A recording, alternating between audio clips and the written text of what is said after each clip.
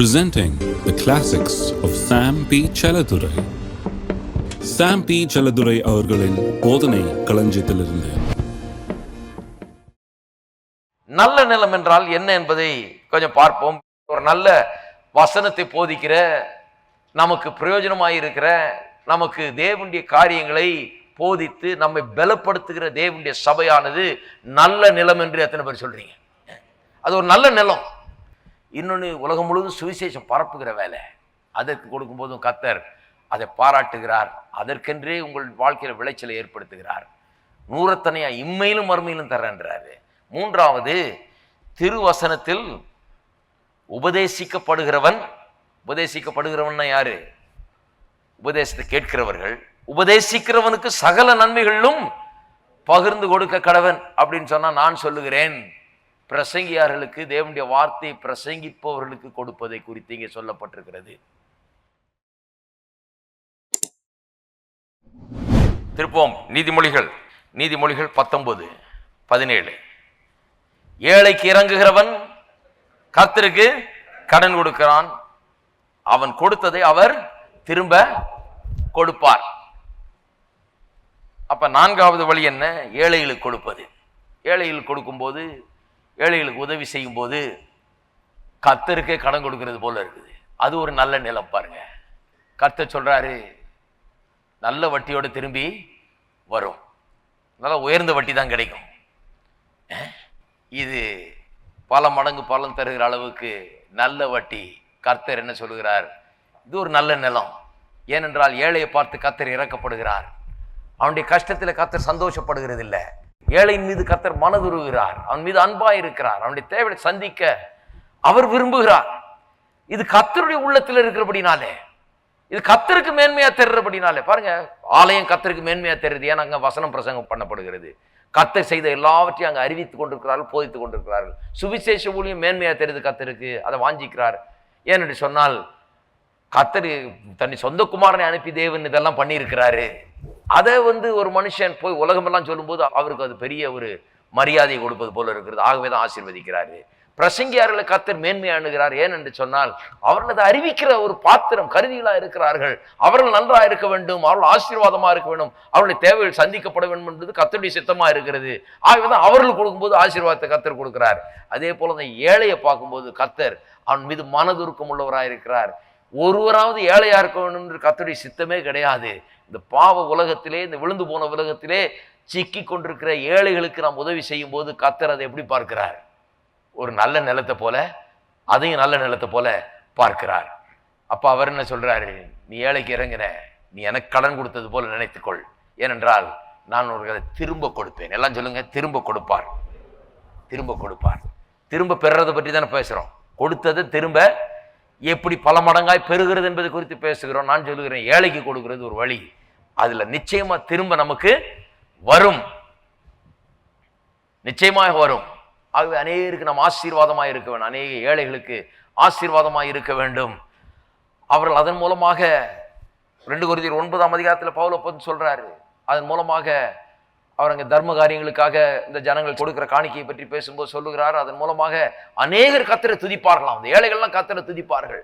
அவர்கள் கண்கள்லாம் அதன் மூலமாக கர்த்தர் நேராக திரும்புகிறது. அவர்கள் கர்த்தரை எண்ணி பார்க்கிறார்கள். ஏனென்றால் நீங்கள் கர்த்தருக்கு ஒரு பிரதிநிதி மாதிரி இருக்கீங்க. கர்த்தருடைய அன்பு உங்கள் மூலமாக வெளிப்படுகிறது. அநேகர் உங்களுடைய உதவியை பெறுகிறவர்கள் கர்த்தரை துதிக்க ஆரம்பிப்பார்கள். கர்த்தருடைய நாமத்துக்கு மிகுந்த கனமும் மரியாதையும் அதன் மூலமாய் உண்டாகும் என்று அங்கே எழுதப்பட்டிருக்கிறது. அடுத்தது 5வது, கலாத்தியர் 6 போவோம். கலாத்தியர் 6. மோசம் போகாதிருங்கள், தேவன் தம்மை பரியாசம் பண்ண விட்டார். மனுஷன் எதை விதைக்கிறானோ அதையே அறுப்பான். பாருங்க, அந்த ஊழியக்காரன் கொடுக்கறதெல்லாம் விதைக்கிறது போல அதை அறுப்பான். அவன் தன் மாம்சத்துக்கு என்று விதைக்கிறவன் மாம்சத்தினால் அழிவை அறுப்பான், ஆவிக்கென்று விதைக்கிறவன் ஆவியில நித்திய ஜீவனை அறுப்பான். நன்மை செய்கிறதில் சோர்ந்து போகாமல் இருப்போமாக, தளர்ந்து போகாதிருந்தால் ஏற்ற காலத்திலே அறுப்போம். பயிரிட்டு விளைச்சலை பெறுகிறது எப்படின்றத பற்றி தான் பேசிட்டு இருக்கிறார். ஊழியக்காரர்கள் கொடுக்கறத பற்றி சொல்லிட்டாரு. எல்லா விதத்திலையும் கொடுக்கிறது அப்படிதான் இருக்குதுன்றாரு. மாம்சத்துக்கு என்று விதைத்தால் மாம்சத்தின்படி அழிவை அறுப்போம், ஆவிக்குரியபடி விதைத்தால் ஆவிக்குரியபடி நித்திய ஜீவனை அறுப்போம் என்று சொல்லுகிறார். ஆகவே நன்மை செய்கிறதில் சோர்ந்து போகாதிருங்கள், தளர்ந்து போகாதிருந்தால் ஏற்ற காலத்தில் அறுப்போம். ஏற்ற காலம்னா டியூ சீசன், அறுப்பு சீசன் ஒன்று வருது. விதைக்கிற சீசன் ஒன்று இருக்கு, அறுப்பு சீசன் ஒண்ணு இருக்குது. அறுக்கிற சீசன்ல அறுப்போம் என்று சொல்கிறார். 10ஆம் வசனம் பாருங்க. ஆகையால் நமக்கு கிடைக்கும் சமயத்துக்கு தக்கதாக, as the opportunity becomes available, நமக்கு கிடைக்கும் வாய்ப்புக்கு தக்கதாக கர்த்தர் நமக்கு வாய்ப்புகளை உண்டாக்கி தர்றாராம்.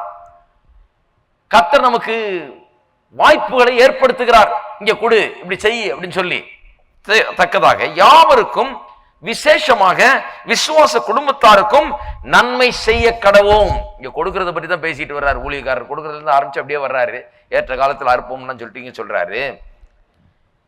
கடைசியா முடிக்கும் போது அந்த தாட்டை முடிக்கும் போது என்ன சொல்றாரு? நமக்கு கிடைக்கும் வாய்ப்புக்கு ஏற்றபடி யாவருக்கும், எல்லாரும் சொல்லுங்க, யாவருக்கும். இதுதான் 5வது. எல்லாருக்குமே, யாரா இருந்தா என்ன, எல்லாருக்குமே நம்மால் இயன்ற அளவுக்கு நன்மை செய்ய முடிந்த அளவுக்கு நாம் நன்மை செய்ய வேண்டும். வேதவசனம் அதை போதிக்கிறது. நாம் யாருக்கு எந்த நன்மையை செய்தாலும் அது நிச்சயமாக நமக்கு ஒரு விதையை போல இருக்கிறது. அந்த விதை நமக்கு பெரிய ஒரு விளைச்சலை ஏற்படுத்துகிறது. யாருக்கும் என்கிறது 5வது. 6வது அங்கே அந்த வசனத்திலே இருக்குது, விசேஷமாக விசுவாச குடும்பத்தாருக்கு. விசுவாச குடும்பத்தார், எல்லாம் சொல்லுங்க, விசுவாச குடும்பத்தார். விசுவாச குடும்பத்தார்னா அது ஒரு பெரிய குடும்பங்க. நான் நினைச்சேன் எங்க குடும்பம் பெருசுன்னு. இது விசுவாச குடும்பம் பெருசு. விசுவாச குடும்பம்ங்கிறது வேதவசனத்துல இன்னொரு இடத்துல சொல்லுகிறது. அப்போஸ்தலன் பவுல் சொல்லுகிறாரு, இதுல கொஞ்சம் பேர் பரலோகத்திலையும் இருக்கிறாங்களா, கொஞ்சம் பேர் இங்கே இருக்கிறோமா. எவ்வளவு பெரிய உண்மை பாருங்க. அவர் எல்லாருக்கும் தகப்பனா இருக்காரு. இந்த குடும்ப தகப்பன், தலைவர் தேவன். இந்த குடும்பத்தில் சில அங்கத்தினர்கள் எல்லாம் இந்த உலகத்தை விட்டு கடந்து ஏற்கனவே பரலோகத்தை போய் சேர்ந்திருக்கிறார்கள். அதனால ஒரு பகுதி குடும்பம் அங்க இருக்குது, மீதி பகுதி குடும்பம் இன்னும் அங்க போகாது, இங்க இருக்குதுன்னு அந்த ரீதியில பேசுகிறார். தேவனுடைய குடும்பம் விசுவாச குடும்பம் என்று சொன்னால் என்ன? இயேசுவை விசுவாசத்தை ஏற்றுக்கொண்டு இரட்சகராக ஏற்றுக்கொண்டு இப்படி தேவனுடைய பிள்ளைகளாக இருக்கிறவர்கள், தேவனுடைய சபை, இதுதான் விசுவாச குடும்பம். கிறிஸ்துவின் சரீரமாகிய சபை, இதுதான் விசுவாச குடும்பம். சபையில் உள்ளவர்கள் அவர்களுக்கும் செய்யும் போது, அவர்களுக்கு உதவி செய்யும் போது, ஒருவருக்கு ஒருவர் உதவி செய்யும் போது அதையும் பாருங்க, நன்மை செய்கிறதா இங்க போதிக்கப்படுகிறது. யாவருக்கும் நன்மை செய்வ கடவோம் என்று சொன்னது மட்டுமல்லாமல் விசேஷமாக விசுவாச குடும்பத்தாருக்கு, மற்ற விசுவாசிகளுக்கு, அவர்களுடைய தேவைகள் நேரத்திலே அவர்களுக்கு நாம் செய்யும் உதவி, அவர்களுடைய கஷ்டத்தில் அவர்களுக்கு நாம் செய்யும் உதவி ஒரு விதையை போல இருக்கிறது. அது பெரிய ஒரு அறுவடையை நமக்கு கொண்டு வருகிறது. அது 6வது.